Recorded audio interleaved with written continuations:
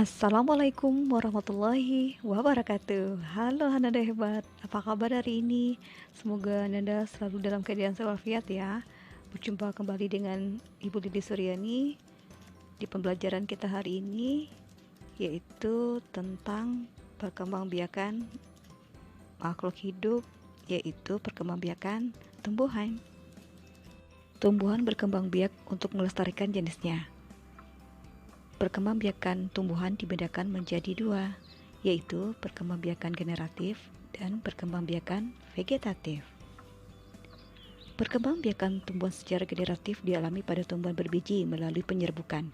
Penyerbukan adalah peristiwa jatuhnya serbuk sari di atas kepala putik. Penyerbukan akan diikuti oleh proses pembuahan. Jika pembuahan berhasil akan terbentuk biji. Contoh, pohon mangga, kacang tanah, kedelai, rambutan, dan alpukat.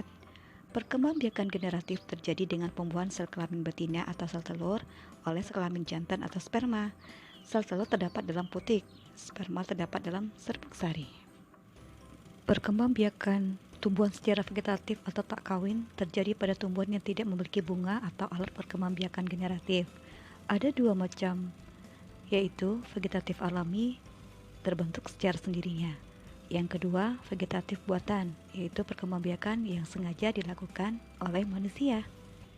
Perkembangbiakan vegetatif alami terdiri dari 8 ya. Yang pertama, spora. Contoh tumbuhan paku atau lumut. Yang kedua, akar tinggal. Contoh jahe, lengkuas, kunyit. Yang ketiga, umbi akar. Contoh lobak, singkong, wortel. Yang keempat, umbi batang, contoh gadung, kentang.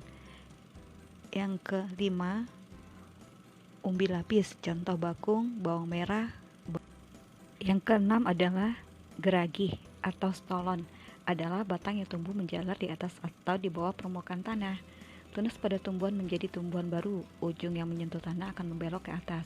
Pada bagian bawah akan muncul akar serabut, contohnya arbe, pegagan, dan semanggi. Baik, kita lanjut. Vegetatif alami berikutnya adalah tunas. Contoh, pisang, tebu, bambu ya. Kemudian vegetatif alami berikutnya adalah tunas adventif. Contoh, begonia, cocor bebek. Baik, kita akan masuk kepada perkembangbiakan tumbuhan secara vegetatif buatan ya. Yaitu ada 5. Yang pertama, mencangkok. Syarat untuk mencangkok adalah tumbuhan yang dapat dicangkok adalah tumbuhan dikotil atau tumbuhan berkeping dua. Contoh jeruk, jambu, mangga, dan rambutan.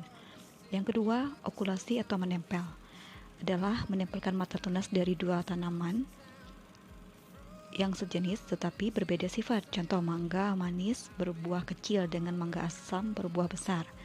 Yang ketiga, menyambung atau kopulasi atau mengeten adalah menggabungkan batang bawah dan batang atas dua tanaman yang sejenis. Tujuan menyambung yaitu menggabungkan sifat-sifat unggul dari dua tanaman sehingga diperoleh satu tanaman yang memiliki sifat-sifat unggul. Yang keempat, menyetek adalah memperbanyak tumbuhan dengan menancapkan atau menanam potongan-potongan batang tumbuhan induknya. Contoh, tumbuhan yang dapat disetek adalah ketela pohon, tebu, mawar. Perkembangbiakan tumbuhan secara vegetatif buatan berikutnya adalah merunduk. Merunduk adalah memperbanyak tumbuhan dengan cara merundukkan batang atau cabang ke tanah sehingga tumbuh akar. Contoh tumbuhan yang biasa dikembangbiakan dengan merunduk adalah alamanda, anyelir, apel, selada air, dan anggur. Baik, Anda hebat. Demikianlah tadi penjelasan kita tentang perkembangbiakan tumbuhan. Semoga dapat dipahami ya. Sampai berjumpa kembali di video pembelajaran selanjutnya. Tetap jaga kesehatan, literasi.